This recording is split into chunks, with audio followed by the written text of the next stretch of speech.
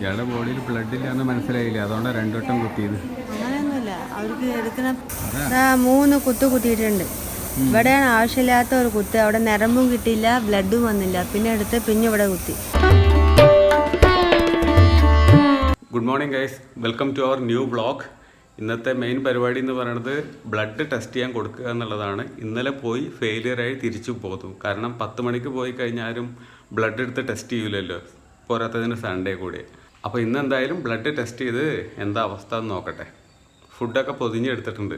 ഞങ്ങൾ പോയിട്ട് വരാം. എന്താ തണുത്ത് കുത്തിരിക്കുകയാണ്. നല്ല തണുപ്പാണ് ഇവിടെ ഡിസംബറിലൊക്കെ. ഇതെന്താ തണുപ്പിനാണാവോ? ഡിസംബർ കാലമല്ലേ, സ്റ്റാർട്ട് ആവണില്ല.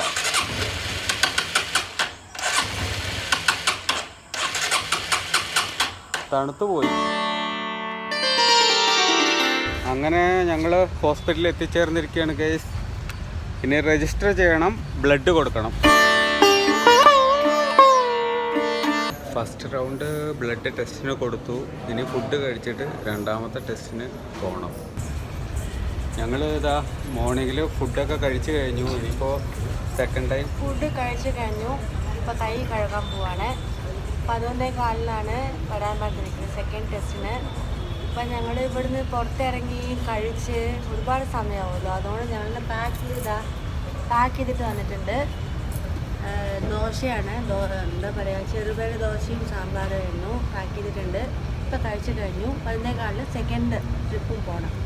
ചേട്ടാ, ഇവിടുന്ന് റിപ്പോർട്ട് കിട്ടണമെങ്കിൽ തന്നെ മിക്കവാറും അത് ഇന്ന് വൈകുന്നേരം ആവും, അല്ലെങ്കിൽ നാളെ ആയിരിക്കും. നാളെ വന്നു കഴിഞ്ഞിട്ടുണ്ടെങ്കിൽ ഡോക്ടറെ കാണണമെങ്കിൽ ഇയാൾ ലീവ് ഇനി എടുക്കേണ്ടി വരും. എന്ത് ചെയ്യും? ഇയാൾക്ക് സ്കൂളിൽ അത്രയും ലീവ് കിട്ടുമോ? ലീവാണ്. അപ്പം എന്ത് ചെയ്യും? എനിക്ക് തോന്നണം എന്താ അറിയോ, വേറെ ഏതെങ്കിലും ഒരു ക്ലിനിക്കിൽ നമ്മൾ പോയിട്ട് കാണിക്കുക. വേറെ ഏതെങ്കിലും ഒരു ഹൈടെക് പോലുള്ള ഏതെങ്കിലും ഒരു ലാബിൽ പോയിട്ട് ടെസ്റ്റ് ചെയ്യുക. അവിടെ ടെസ്റ്റ് ചെയ്ത് കഴിഞ്ഞിട്ടുണ്ടെങ്കിൽ നമുക്ക് പിന്നെ ഡോക്ടറെ കാണുക എന്നുള്ളത് പ്രൈവറ്റ് ആയിട്ടുള്ള ക്ലിനിക്കാണെങ്കിൽ കുഴപ്പമില്ല. ഫ്രീ ആയിട്ടൊക്കെയാണെങ്കിൽ നടക്കാം. പോണ വഴിക്ക് നമുക്ക് നോക്കാം, ഹൈടെക് ലാബിൽ അന്വേഷിച്ച് പോവാം. ഇതിപ്പോൾ എല്ലാം കോസ്റ്റ് എഫക്റ്റീവാണ്, എല്ലാം കാശ് കുറവാണ്. ഇപ്പോൾ ഈക്വൽ ടു ഗവൺമെൻറ് ഹോസ്പിറ്റലാണ്. തീരെ ഇല്ല, ഫീസ് എന്നല്ല. ഈ ആസ്പത്രി ഉണ്ട്, പക്ഷേ ഭയങ്കര മിനിമൽ ചാർജാണ്. മിക്ക ഹോസ്പിറ്റലുകളിലും ഉള്ള ഒരു സ്ഥിരം കാഴ്ചയാണിത്. 10:30 കഴിഞ്ഞു, 11:15 ആവണം. ഉറക്കം വന്നിട്ട് വയ്യ. ഇന്നലെ ഉറങ്ങിയപ്പോൾ തന്നെ 12 മണിയായി. ഇയാൾക്ക് ബ്ലഡ് ഇല്ല എന്ന് മനസ്സിലായില്ലേ? ഇയാളുടെ ബോഡിയിൽ ബ്ലഡ് ഇല്ല എന്ന് മനസ്സിലായില്ലേ, അതുകൊണ്ടാണ് 2 വട്ടം കുത്തിയത്. അങ്ങനെയൊന്നുമില്ല, അവർക്ക് എടുക്കുന്ന പൊസിഷൻ ശരിയല്ലായിട്ട് വരായിട്ടാണ്. അവർക്ക് എടുക്കാൻ അറിയണില്ല. 2 വട്ടം കുത്തിയതിന് ശേഷമാണ് കുറച്ചെങ്കിലും ബ്ലഡ് കിട്ടിയത്. പറയണത് എന്താ വെച്ചാൽ, ആ എടുക്കണ പൊസിഷൻ കറക്റ്റ് അല്ല എന്ന്. കറക്റ്റ് പൊസിഷനിൽ എടുത്തിരുന്നെങ്കിൽ സാധനം കിട്ടിയിട്ടുണ്ടാവും. അതുകൊണ്ട് ഒരു കുത്ത് എക്സ്ട്രാ കിട്ടി. 3 കുത്ത് കുത്തിയിട്ടുണ്ട്. ഇവിടെയാണ് ആവശ്യമില്ലാത്ത ഒരു കുത്ത്, അവിടെ നരമ്പും കിട്ടിയില്ല, ബ്ലഡും വന്നില്ല, പിന്നെ എടുത്ത് പിന്നെ ഇവിടെ കുത്തി. പൊസിഷൻ ശരിയല്ലാത്തതായിരിക്കും.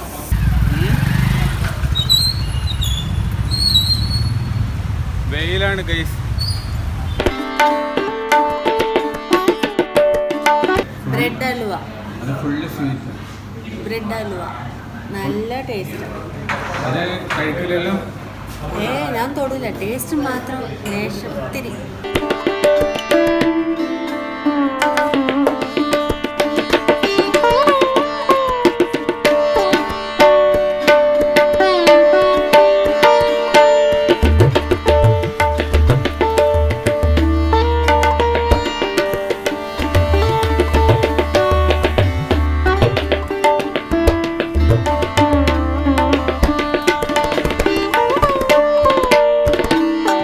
തിരിച്ചെത്തി.